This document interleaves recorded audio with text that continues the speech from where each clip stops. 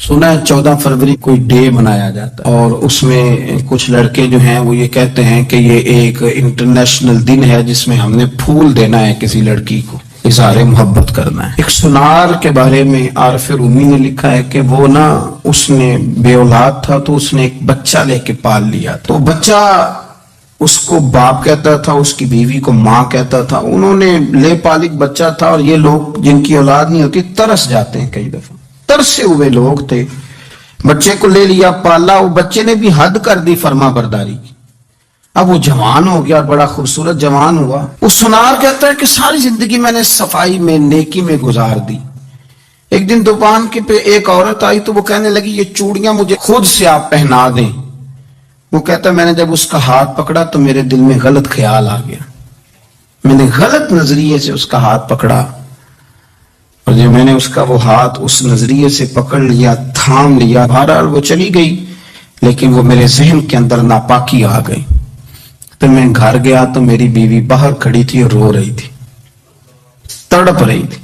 मैंने उसे कहा क्या हुआ, तो वो कहने लगी कि बच्चा सारी जिंदगी फर्मा बरदार रहा, मैंने मां बन के पाला, पर आज उसने गलत जहन से मेरा हाथ पकड़ लिया है और मैं तड़प गई हूं, टूट गई हूं कि ये अगरचे ले पालक था, किसी का था, पर मैंने तो पुत्र समझ के पाला था, ये क्या हुआ। वो कहता मेरी चीख निकल गई तो मैंने उसे कहा कि ये उसकी गलती नहीं, ये मेरी गलती है।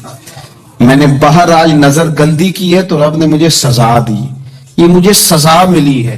तो किसी की बहन को फूल भेजना चाहता है तो अगर उसी रात तेरी बहन को फूल आ गया तो किसी की बेटी पर गंदी नजर डालता है तो अगर ये तेरे घर में ये कर्ज चुकाना पड़ा। वो एक दोस्त है तो वो पसंद की शादी कर रहा था उसके घर में, तो उसकी बहन ने कहा है उससे, उसकी बहन ने कहा, उसने कहा भाई तू मर्जी की शादी कर रहा है, मेरा अब्बा अपनी पगड़ी तेरे पैरों में रखता है, माँ दुपट्टा रखती है कि बेटे हम तबाह हो जाएंगे, ना कर।